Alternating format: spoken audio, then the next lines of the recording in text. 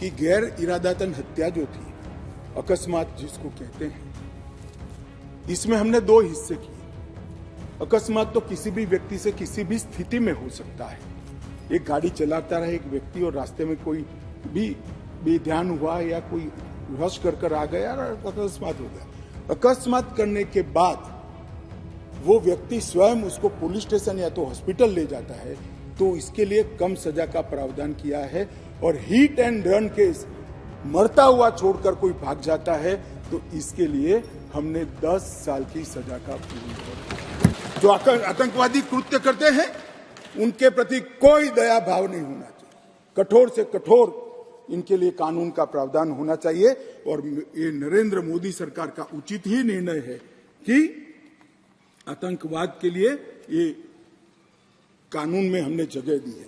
उसके बाद भारत सरकार, किसी राज्य सरकार, विदेश की सरकार, अंतर्राष्ट्रीय सरकारी संगठन के सुरक्षा को बाधित करने वाले कृत्य भी आतंकवादी माने जाएंगे। मान्यवर, मैं नहीं मानता इसमें कहीं पर भी कोई गुंजाइश बची है कि इसका दुरुपयोग हो। और मैं सदन को आश्वस्त करना चाहता हूं, कानून तो लिखी हुई चीज है, इसका अमल करते वक्त अगर कोई इसका दुरुपयोग करता है, यहां तक हमारी सरकार का सवाल है साहब, हम उसको रोकेंगे भी और उसको नसीहत भी करेंगे, सजा भी देंगे। और सबसे ऊपर कोर्ट है। अगर किसके ग्रीवेंसेस है तो ये आतंकवाद को रोकने का प्रोविजन भी कोर्ट के ऊपर तो नहीं है।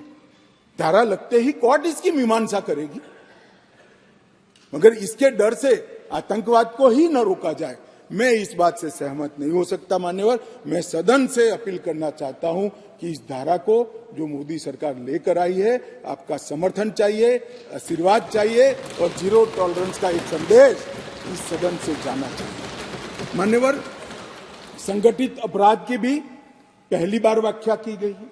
कई राज्य और राज्यतर गैंगे संगठित अपराध करती हैं, इसके लिए कोई विशेष कानून नहीं था। इसके अंदर हमने साइबर अपराध को, आर्थिक अपराध को, भूमि हत्याना को, हथियारों की व्यापार को, डकैती को और मानव लोगों की तस्करी करने व्यक्तियों की मानव तस्करी में, ये सभी को इसके अंदर रखा है। आर्थिक अपराध की भी हमने व्याख्या की है। करेंसी नोट, बैंक नोट, सरकारी स्टैंप का कुटकरण, हवाला व्यवहार और बड़े पैमाने पर वित्तीय कपट और आर्थिक व्यवस्था को तोड़ने के सभी प्रयास, इसको भी आर्थिक अपराध की व्याख्या की तरह पहली बार लाने का काम नरेंद्र मोदी जी कर रहे हैं।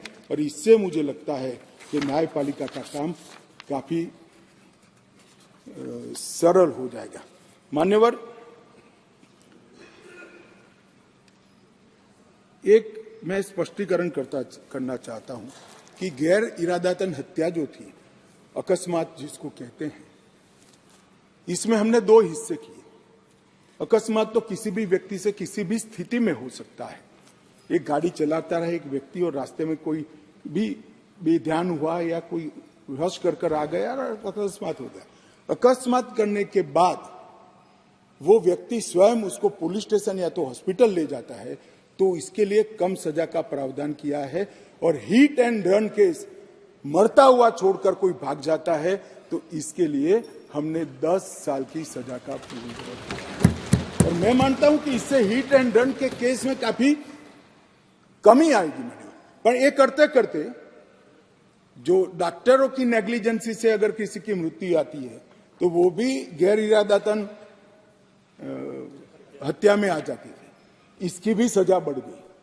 तो हमने इसको मैं आज ऑफिशियल अमेंडमेंट लेकर आऊंगा, डॉक्टरों को इससे मुक्त कर दिया है। इंडियन मेडिकल एसोसिएशन ने मेरे सामने रजूआत करी थी, हमने इसको मुक्त करने का प्रावधान किया। मान्यवर, मॉब लिंचिंग का नया प्रावधान हम लेकर आए हैं। नस्ल, जाति, समुदाय या किसी शंका के आधार पर एक टोला एकत्रित होकर किसी को मार देता है, तो उसमें मैक्सिमम फांसी तक की सजा की है। स्नैचिंग के लिए कोई कानून नहीं था, चैन स्नैचिंग होते थे, मोबाइल होते थे और अलग अलग धाराओं में अंत में कानून में कानून के गैप का फायदा उठाकर वो छूट जाते हैं थे। स्नैचिंग के लिए भी हमने कानून लाया है। और मान्यवर, गंभीर चोट का जो कानून था, इसमें भी हमने 2 डिवीजन करे हैं। किसी के सर पर लाठी मार दी, इंजर्ड हुआ, तो उसको सजा तो होनी चाहिए, परंतु लाठी मारने के कारण वो ब्रेन डेड हो गया या अपाहिज हो गया, तो इसकी सजा इतनी नहीं होनी चाहिए। तो संपूर्ण अपाहिजता या तो ब्रेन डेड के केस में हमने 10 साल तक का कठोर दंड देने का प्रावधान किया है, इसको सेपरेट किया है। मान्यवर, गंभीर चोट का जो खंड 117 है, उसमें 10 साल की उम्र कैद का हमने प्रावधान किया है। अगर आप ये वीडियो YouTube पर देख रहे हैं तो हमारे चैनल को सब्सक्राइब करें और बेल आइकन को दबाना ना भूलें। अगर आप Facebook पर ये वीडियो देख रहे हैं तो हमारे पेज को लाइक करें।